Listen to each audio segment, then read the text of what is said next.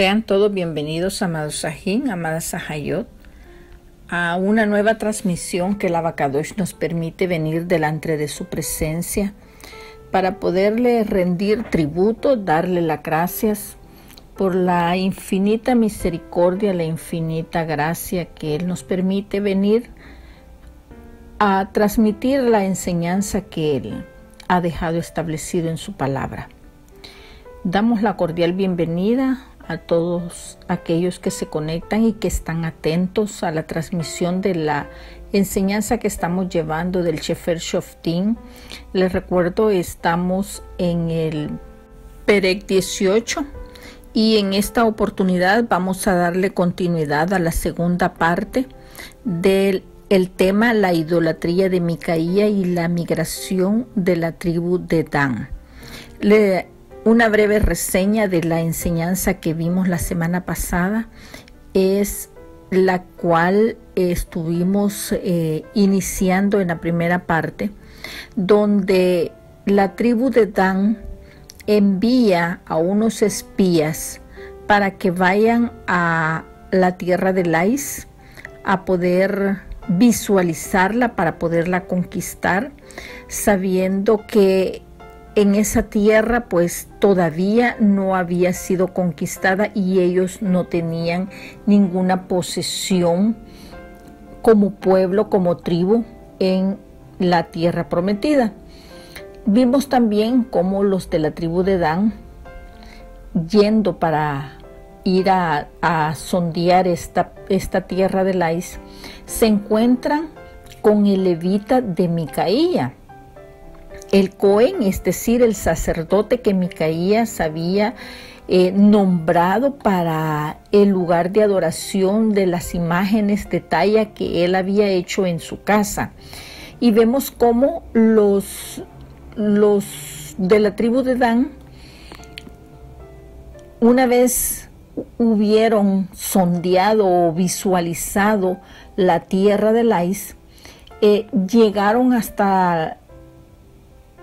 a su regreso, llegaron hasta los de la tribu de Dan e informaron que habían gentes en las cuales ellos podían conquistar, o sea, seguros de que podían conquistar esa tierra, ya que era gente muy ociosa, confiada y que no iban a tener mayor problema para conquistar la tierra. Entonces los de la tribu de Dan juntan, dice la palabra, la Tanaj, como lo vimos en la enseñanza pasada, juntaron o reunieron a un ejército de 600 hombres para ir y tomar posesión a la tierra de Lais. Entonces, cuando salieron de Sora y de Estaol, dice la palabra, que pasaron por la casa de Micaías y vieron todas las imágenes de talla que él tenía. Recuerden que eran de oro y de plata fundida, y eso les llamó a ellos la atención, al grado que no solamente fueron a conquistar la tierra, sino que fueron a robar, a hurtar todas las imágenes que Micaía tenía. Y a pesar de que el Cohen, que el sacerdote o el levita, se dio cuenta, no hizo nada por retenerlos o evitar que ellos cometieran el error de entrar a robarlos. Mas, sin embargo, el levita los dejó entrar. Él estaba a la puerta, dice la lectura, que él estaba a la puerta y los dejó pasar y los dejó que se llevaran todas las imágenes que había construido, que habían hecho para la casa de Micaía. Entonces, vamos a darle continuidad para hacer la concadenación. Vamos a leer desde el Pasuk 16, para que cuando podamos concadenar la enseñanza de esta de este día podamos entrar en la comprensión de lo que estos hombres hicieron con todas las imágenes que ellos estaban hurtando de la casa de Micaía. Y entonces entramos ya al tema, ya en la segunda parte, y dice de esta manera: cuando llegaron allá, vinieron a la casa del joven levita en la casa de Micaía y le preguntaron cómo estaba.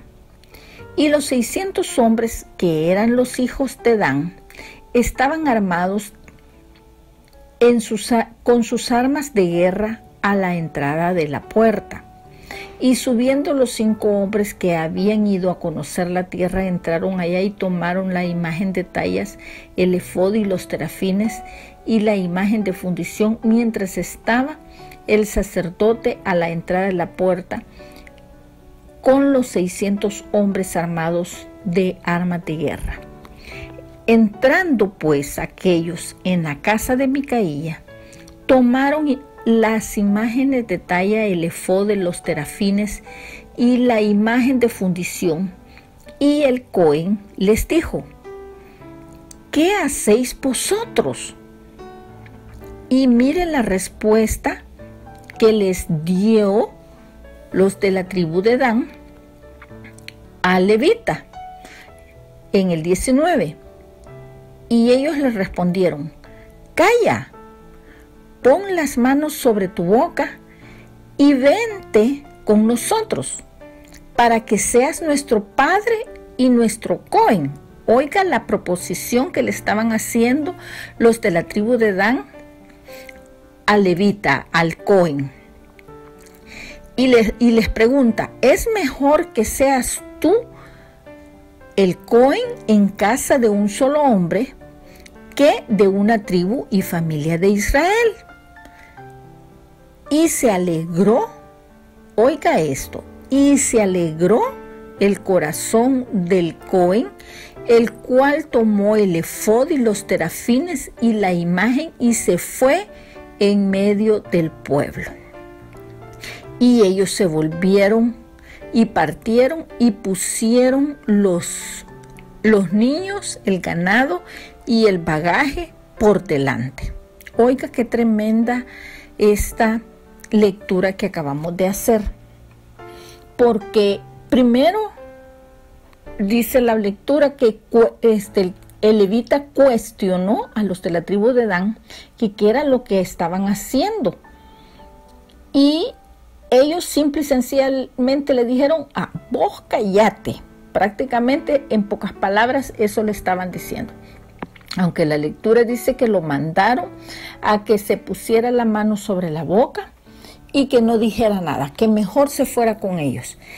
Esto a mí me suena así, de una forma como que si ellos lo hubieran expresado en forma de una amenaza.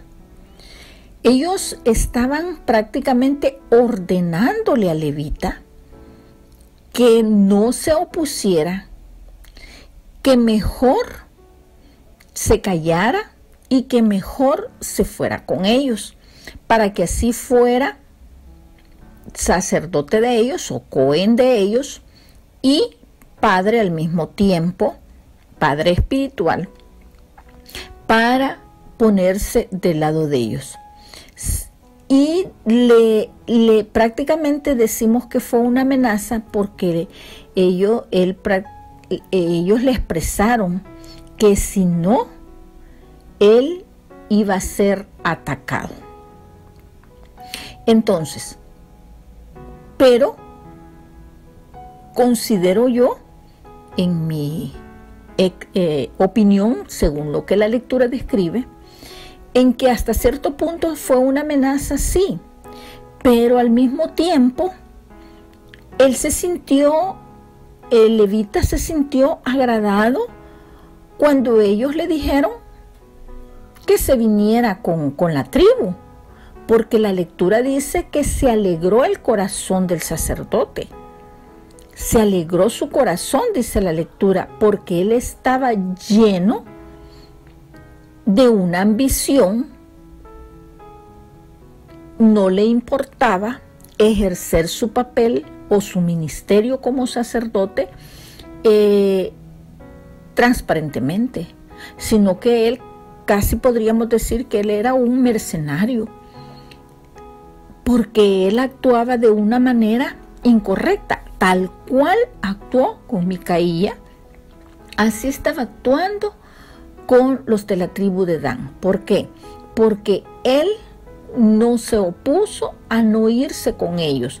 En ningún momento peleó por luchar ante la situación de hurto, de detenerlos a que no lo hicieran para poder defender los intereses de Micaía, que lo había estado apoyando a él, sino que simple y sencillamente él accedió a irse con ellos. Vemos cómo el levita no le importaba prácticamente a Micaías, sino que le importaba solamente la paga que él iba a recibir y el estatus que él podría obtener al ser un sacerdote, al ser un cohen para toda la tribu de Dan, en el lugar de ser sacerdote solamente de una familia. Lo hacía sentir a él como algo más relevante, más importante. O sea, él solamente estaba viendo, en otras palabras, el beneficio que él iba a obtener. Y por lo tanto, él se iba con el mejor postor. Pero continuemos la lectura en el Pasuk 22, que es por donde vamos, y veamos la necia idolatría de Micaías cuando se dio cuenta que había sido reducida a nada, prácticamente. Veamos lo que dice la lectura. Cuando ya se había alejado de la casa de Micaía, los hombres que habitaban en las casas cercanas de la casa de Micaía se juntaron y siguieron a los hijos de Dan. Oiga, quiere decir que esto fue un escándalo. Todos los vecinos se dieron cuenta de lo que estaban sucediendo en la casa de Micaías y lo siguieron para ver hasta dónde se llevaban a los ídolos que habían hurtado de la casa de Micaía. Y dice el 23, y dando voces a los de Dan, estos volvieron sus rostros y dijeron a Micaía, ¿qué tienes que has juntado gente? Entonces él respondió, Micaías, ¿tomaste mis ídolos? La lectura dice mis dioses, pero para que usted me comprenda que estamos hablando de ídolos, o sea, de dioses falsos, yo voy a expresarlo como ídolo. Tomaste mis ídolos que yo hice y al sacerdote y os vais. ¿Qué más me queda? Pregunta Micaía, o sea, está cuestionando, está hablando con los de la tribu de Dan. ¿Por qué? Pues me dices, ¿qué tienes?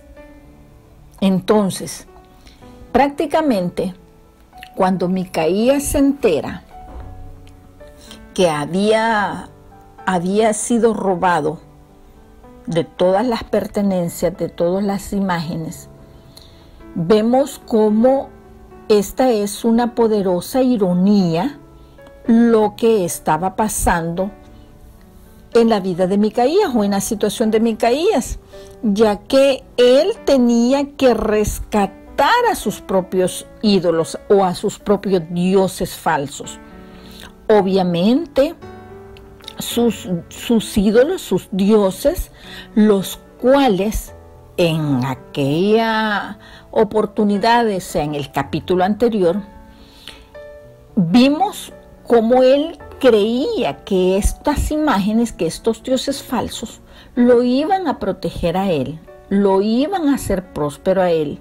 Y hoy él se estaba dando cuenta que estas imágenes las cuales deberían de ser capaces de cuidarse a sí mismos, no estaban siendo capaces. Pero nos preguntamos si Micaía vio la necedad de esto, o sea, vio esta situación y él no reflexionó, pues, en otras palabras. Entonces, en esta situación podemos cada uno de nosotros observar que cuando la persona adora a una imagen, a un ídolo que ha sido hecho para adorarlo, creer lo que es un Dios verdadero, sabemos que está errado totalmente, está cegado totalmente, porque usted y yo sabemos que el único verdadero creador de los cielos y de la tierra es al que tenemos que darle la gloria y la honra, es al único al que debemos adorar nosotros, los que hemos sido, o nos ha sido, mejor dicho, quitado ese velo y nos ha sacado el Eterno de esos caminos de los cuales hemos podido entender de que Él es un Padre celoso que no comparte la gloria con nadie, pues Él nos creó. Pero estos dioses falsos que Micaía tenía, vemos cómo ellos hacen siempre que son menos de lo que nosotros somos. ¿Por qué? Porque la adoración de los ídolos, de los dioses, de las imágenes, es solamente otra manera que el hombre inventó para crear adoración, no solo a imágenes falsas, sino a sí mismo. ¿Por qué? Porque está creando una falsa expectativa, creyendo que estos ídolos son los que le están contestando las peticiones de las cosas que ellos le presentan como una necesidad en su petición. Pero como usted y yo sabemos, de acuerdo a cómo lo establece la palabra, que detrás de cada imagen lo que hay son demonios. Por la gracia del Eterno, a nosotros que nos ha sido quitado ese velo, sabemos de que no existe tal imagen que le va a crear una respuesta o le va a traer respuesta a una petición. Pero en este caso, el sacerdote, el Cohen, en este caso, Micaía fue lo suficientemente necio para tener un Cohen en su casa que podría ser quitado en cualquier momento. ¿Por qué? Porque de la manera como él lo instituyó, como él lo puso, y cómo él se dejó manipular por él mismo, él no valoró el desempeño que este hombre estaba teniendo, ni mucho menos el Cohen valoraba el ministerio como levita que él era, sino que lo único que él veía era su conveniencia. Y esto nos muestra y nos recuerda lo maravilloso que es nuestro sumo Cohen, que no puede cambiarse a sí mismo, sino que él es la imagen del Padre invisible, dice la palabra. Y Él es el que intercede por nosotros. Y Él nunca podrá ser llevado lejos de nosotros. Él es nuestro Mesías, Él es nuestro sumo Cohen. Jamás va a cambiar, jamás nos dejará, jamás Él nos abandonará. No importa las preocupaciones que hayan de alguien, no importa lo que cada uno sea, pero Él, el Mesías, es el único sumo Cohen, sumo sacerdote, el cual intercede por cada uno de nosotros, ya que Él es el único que limpia, intercede por nuestros errores, por nuestras faltas y, por qué no decirlo, por nuestros pecados o fracasos que tenemos, y que nadie más que Él nos los puede quitar. Él es el único. No existe otro mediador, dice la palabra, entre el Altísimo y los hombres, sino el único, el Mesías, el cual vino a la tierra para poder limpiarnos, para poder redimirnos, y ahora está a la diestra del Padre intercediendo por cada uno de nosotros. Así es que Él, como sumo Cohen que el Mesías es, Él jamás nos va a abandonar, jamás nos va a dejar. Más sin embargo, volvamos a encarrilarnos en el tema, más sin embargo, vemos cómo esta situación, esto mostró el vacío que era la idolatría que estaba manejando Micaía en su casa, el santuario que estaba manejando Micaía en su casa.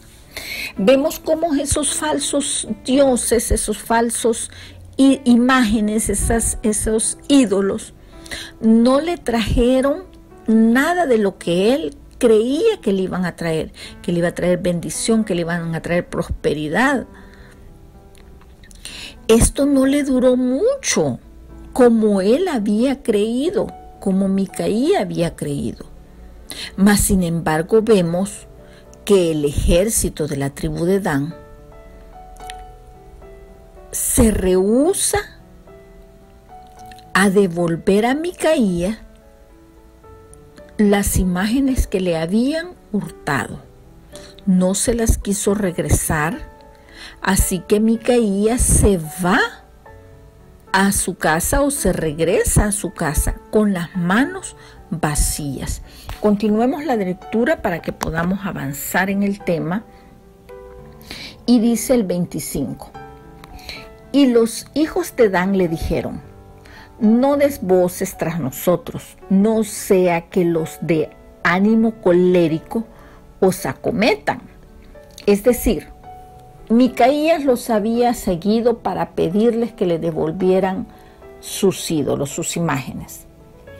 Y estos, los hijos de Dan, le dijeron: mira, mejor devolvete porque no te los vamos a dar.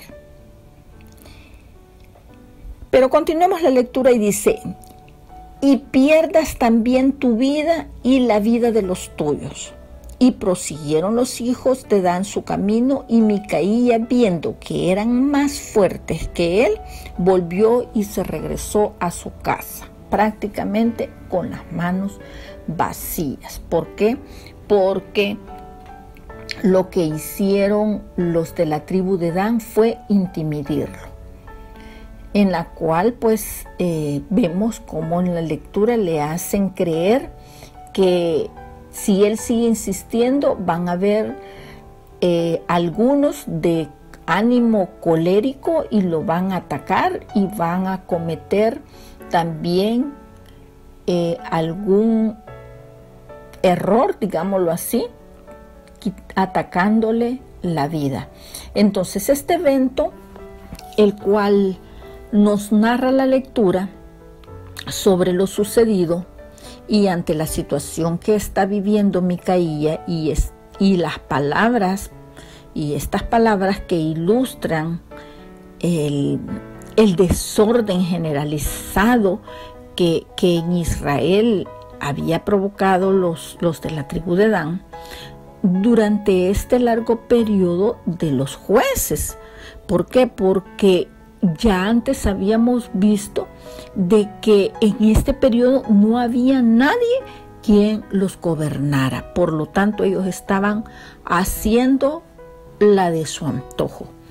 Es decir, los hijos de Dan habían cometido el hurto, que ya hemos hablado, hemos enfatizado en el tema de la casa de Micaía, y simplemente bajo el principio de la fuerza habían tomado posesión sobre todas las imágenes. O digámoslo de esta manera, habían aplicado la ley del más fuerte. Era lo que en este momento estaba dominando. Entonces, Micaías vio que ellos eran mucho más fuertes y eran muchos contra él solo. Tanto que Micaía, como para sí mismo, como para sus dioses, él consideraba que el número de los 600 hombres eran mucho más fuertes aún para sus dioses. Imagínense la ignorancia de Micaía. Pero la creencia irónica de este hombre, que en vez de que sus ídolos lo protegieran a él, era él todo lo contrario. El ídolo que necesitaba era el ídolo el que necesitaba la protección. Él nunca debió tener un ídolo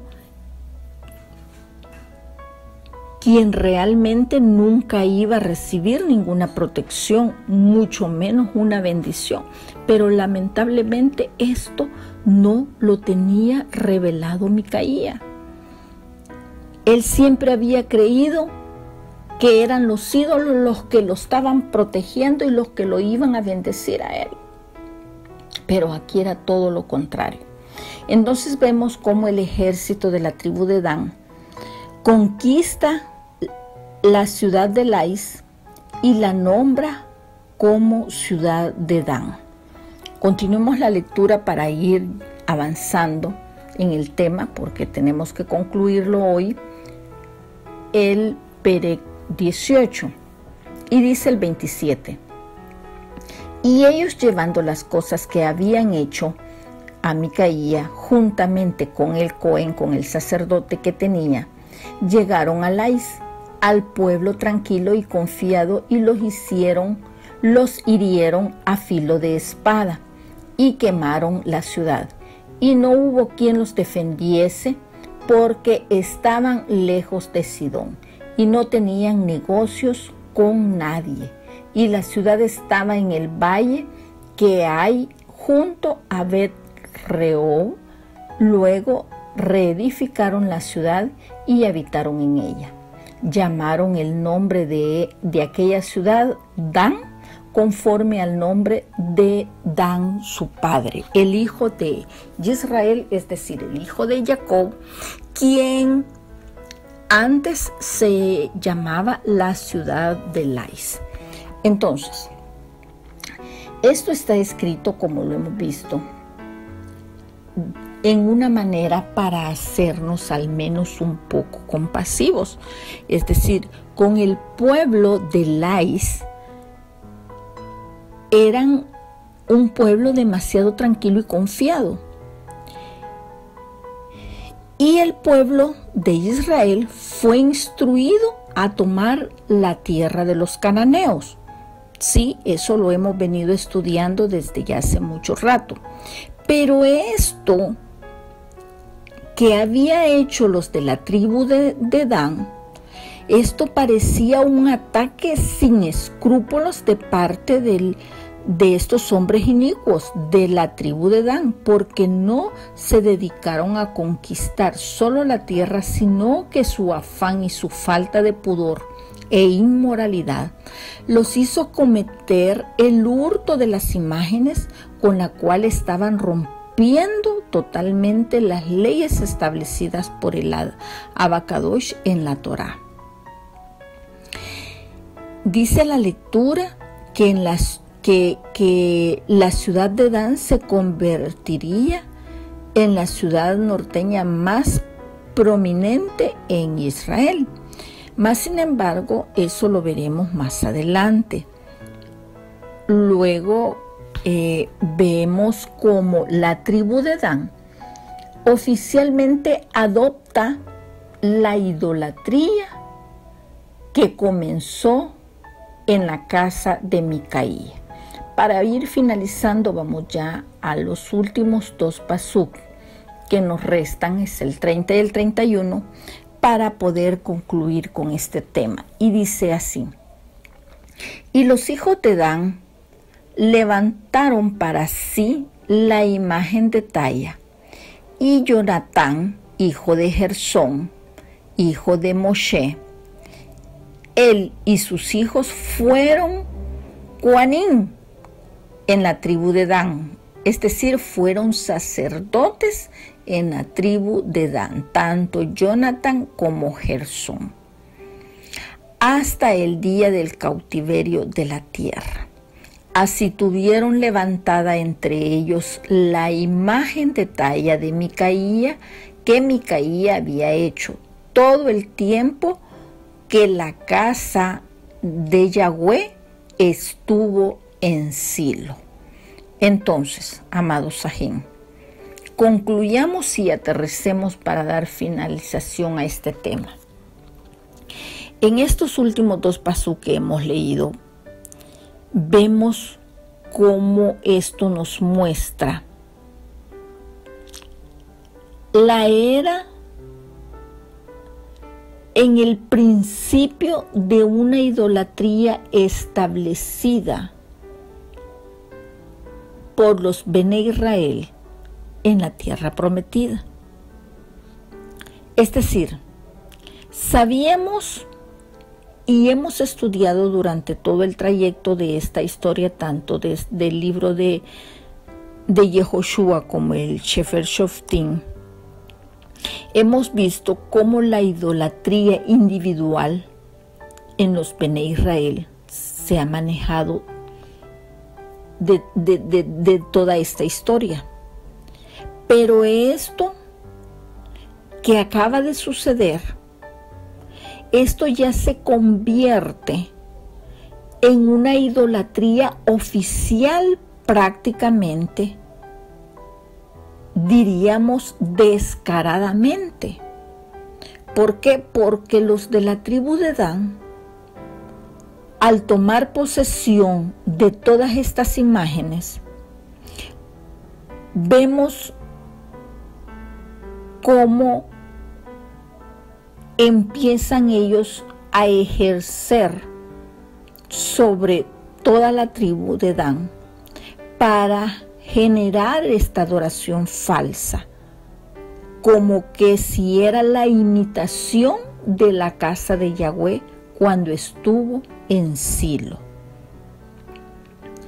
Entonces, podemos suponer que Micaía no tenía idea de qué tan lejos alcanzaría los efectos de su pecado, de la idea genial que cuando él pensó en crear el santuario en su casa, qué tan lejos alcanzaría los efectos que iba a conllevar esta situación. Pero su idolatría personal se convirtió en la idolatría de una tribu entera prácticamente, estableciendo un centro de adoración rival entre la casa de Yahweh con lo que ellos estaban ahora acogiendo para su tribu. Entonces podemos decir que ya sea que fuera intencional o no por parte de Micaía, hay algo muy importante en esta declaración. Allí en Silo estaba el verdadero centro de la vida de adoración al Eterno. Mas, sin embargo, en Dan iban ahora a crear una imitación de lo que era la casa de Yahweh. Entonces allí juntaron todas las imágenes, juntaron todos los ídolos falsos y se entregaron a una adoración en la que fue prácticamente la destrucción para toda esta tribu, para todos los Bené Israel que pertenecían a esta tribu. Entonces, amados Sahim, mire qué tremendo. Vamos a concluir con esta última reflexión. A través de la enseñanza que hemos tenido de este Perec 18, hemos visto una extraña cadena de eventos en el desarrollo de este tema. Y todo comenzó cuando iniciamos el Pasuk 1, todo comenzó con este Micaía, que era el hijo, que había robado 1110 ciclos de su madre, de plata. Y miren lo que terminó. Terminó con una tribu entera de Israel, la cual también le había a él hurtado las imágenes con las que él había creado el santuario en su casa. Imagínense, ¿qué podemos concluir de esto? Podemos concluir que todo lo que él sembró, eso mismo cosechó. Él le robó a la mamá 1110 ciclos de plata, y la mamá, para tapar el sol con un dedo, si usted se recuerda al inicio, se dio parte de esta plata para que se utilizara para fundición y poder crear estas imágenes, estos ídolos, y crear el lugar de adoración en la casa de Micaía. Y terminó en lo mismo, que a él le robaron todas las imágenes que se habían hecho con esta plata, la cual habían fundido para hacer hasta el efod. Así es que esta es la enseñanza, amados Sahim, con la que terminamos el Perec 18, la cual nos deja mucho que concadenar, hay mucho de qué hablar, pero por falta de tiempo vamos a concluir en este momento, para que cada uno recapacitemos y podamos tomar y evaluar de que ni para intentarlo echarnos para atrás o desviarnos del camino del Eterno para irnos a seguir dioses falsos, mucho menos para poder cambiar la adoración del Eterno con otras adoraciones, porque el Padre es celoso, que no comparte la gloria con nadie, no comparte la gloria con nadie. Así es que la gracia y el favor del Eterno esté con cada uno de nosotros y con cada uno de los que nos escuchan y nos siguen a través de las redes sociales con la enseñanza del Sefer Shoftim, que estaremos dándole continuidad la próxima semana al inicio del Perec 19. Hasta la próxima, amados Sajín. Shalom Obraja, paz y bendiciones para todos.